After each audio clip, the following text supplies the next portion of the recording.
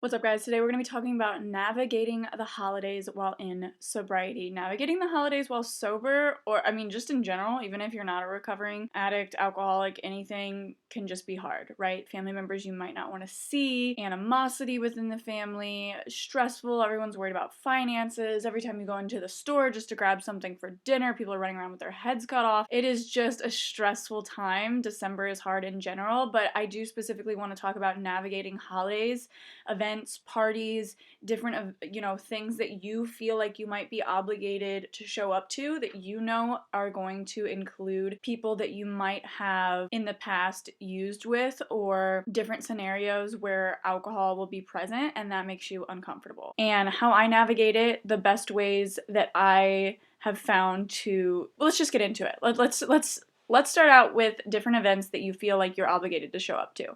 Let's make it clear, like real quick, real fast, that you come first, your mental health comes first, and how you're feeling will always come first. You're not obligated to show up or to be present anywhere other than for yourself. That is the best place that you can be, and if people will or do not understand that, they're not your people. Okay? That is a them problem. That's not a you problem. And that's for something that they need to figure out. They need to sort that out and settle that out within themselves. Because you have to fill your cup up. But we've talked about this many times. But I just want to make it very clear that you are not obligated, nor do you owe anyone your time. If you are having a hard day, or you're having a day where your cravings or temptation or the decisions that you're making are a bit more impulsive and you're recognizing those things because we're self-aware, then we don't have to go to that holiday party that you know there's going to be liquor at and everyone's going to be drinking and it's just going to be so hard for you to sit there. We're not going to put ourselves in those types of environments anymore. Like, that is not, nope, that's not for us. That is not fair. That is hard. If they choose to drink, that's okay. That's on them. But they should also be able to understand that you are choosing not to attend because it's difficult for you. You are allowed to acknowledge things that are difficult for you. And then you're allowed to be like, hey, I can't make it. It's just, I'm not in the best place right now. I'm really sorry, because I am sorry. I do wish that I could be there, but I know what comes first, and that's my sobriety. That's my mental health. And me not going is the best thing for me right now. Again, if they can't understand that, they probably shouldn't be in your life anyway. You do not need anyone around you who's not supporting your sobriety, your new way of life, your recovery, you setting respectful, helpful boundaries. They should be proud of you for being so self-aware to know that you're not strong enough that day to handle it. And that you might not even know that till day of. And again, that's okay. And it might be disappointing. It might be kind of upsetting for you.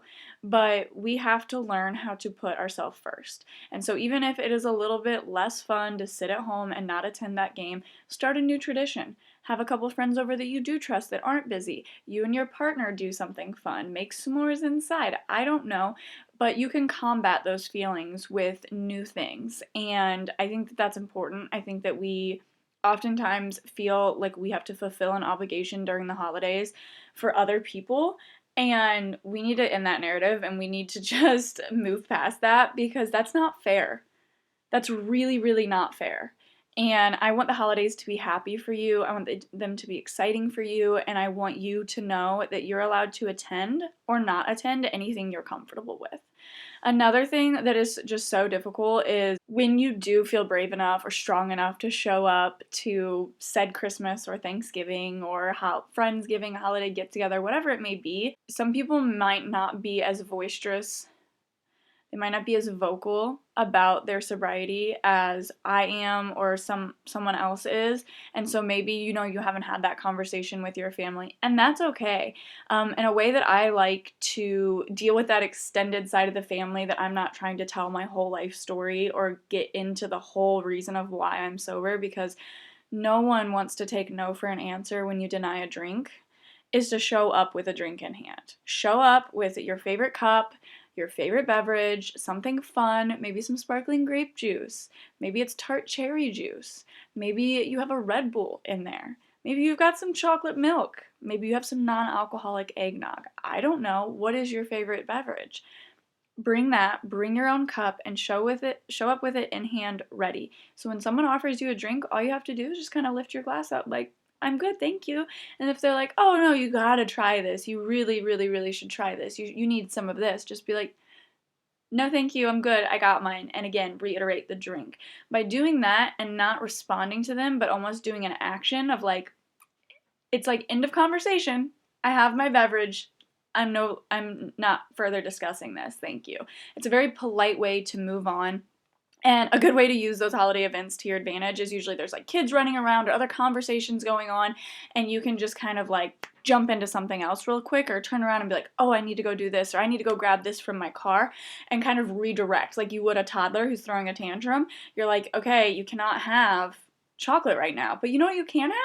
Let's go look at this coloring book. I think that will satisfy you. Let's go grab this coloring book, and it redirects them. So redirect yourself in those conversations and situations. I've noticed that showing up with a drink in hand helps me in almost every situation. And being in recovery from alcoholism, I am a little bit of like a beverage addict. Like I always want to be drinking something or sipping on something or finding the new next fun little drink for myself. So that is my number one tip, and it has seriously saved me many, many times because people just don't want to take no for an answer, and that can be so frustrating.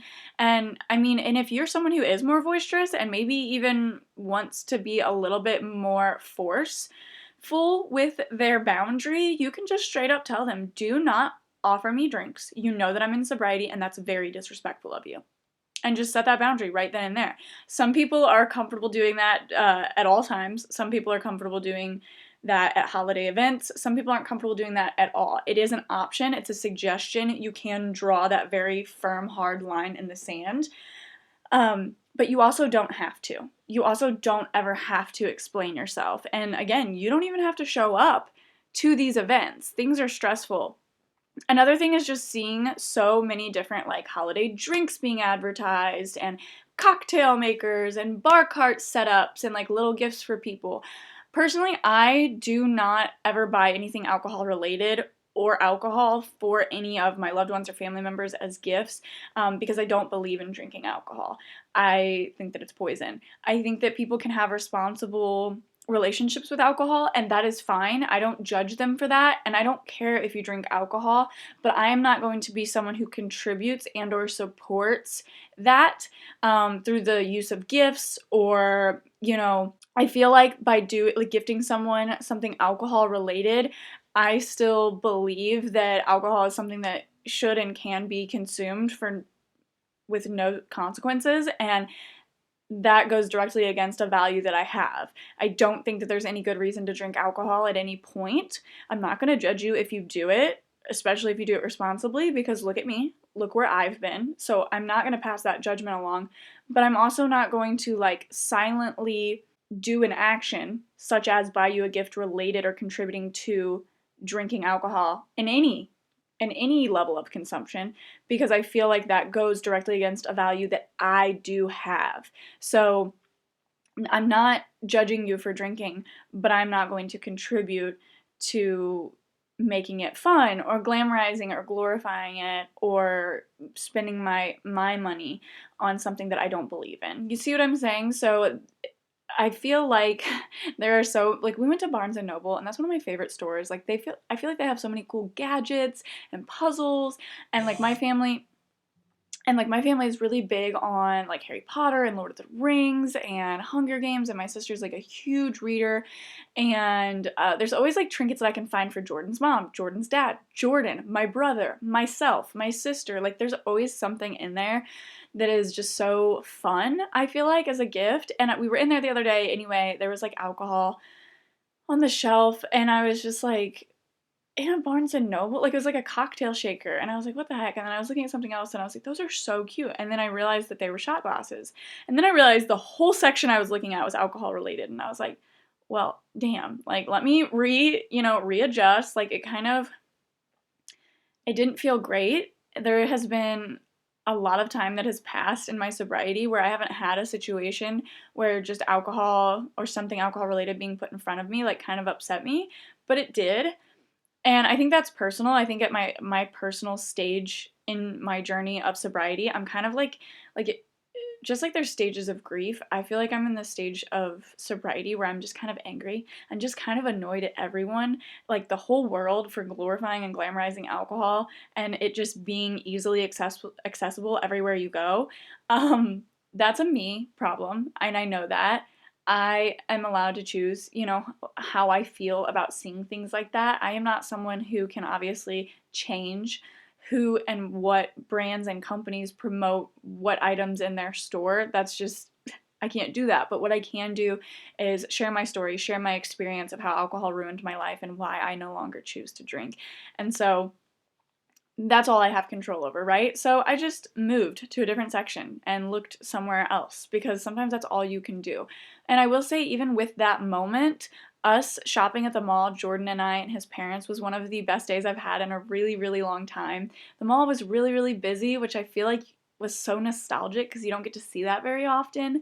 And it was Christmas time and there was Santa, and I don't have a whole lot of traditions kept within my family when it comes to Christmas. So it was really fulfilling for my heart to be in such a presence of like things that felt Christmassy and the vibe was just there, and to be with like a family in a sense, Jordan's family, and to just feel so Christmassy. I got a cinnamon spiced tea from the Starbucks in Barnes and Noble, and it just like warmed my hands up and it smelled like Christmas, and I got to sip on that, and it brought me a lot of joy, and I did really enjoy that day. Like I said, it's one of my favorite days from their vacation. Like that's one of my favorite memories that I've made this past week. So there's always a silver lining, there's always a bright side, there's always a way to reframe something into a positive.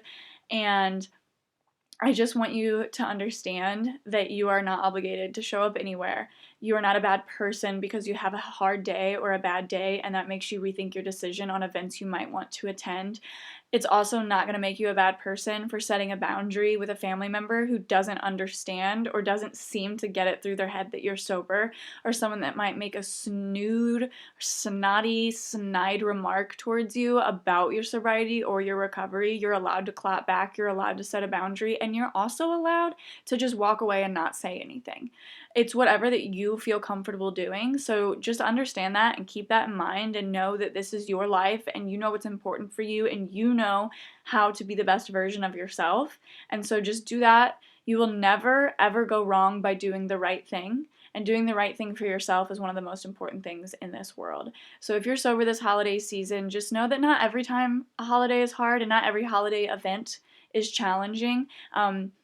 When it comes to sobriety, sometimes they're just hard, right? In general, sometimes it's just like, oh, everyone's spending money and finances and taxes are coming up and Christmas shopping and I gotta spend money on this person and I forgot this person's gift and I don't want to hurt this person's feelings, and I don't know. I don't know what your inner dialogue is or how you feel, but I do feel like that's like, a universal experience, is that just December is just a different, like, all 11 months out of the year are the same, and then December is just a completely new ball game. It is a whole different game, and you got to get in there and you got to find the right gear and you got to play ball, right?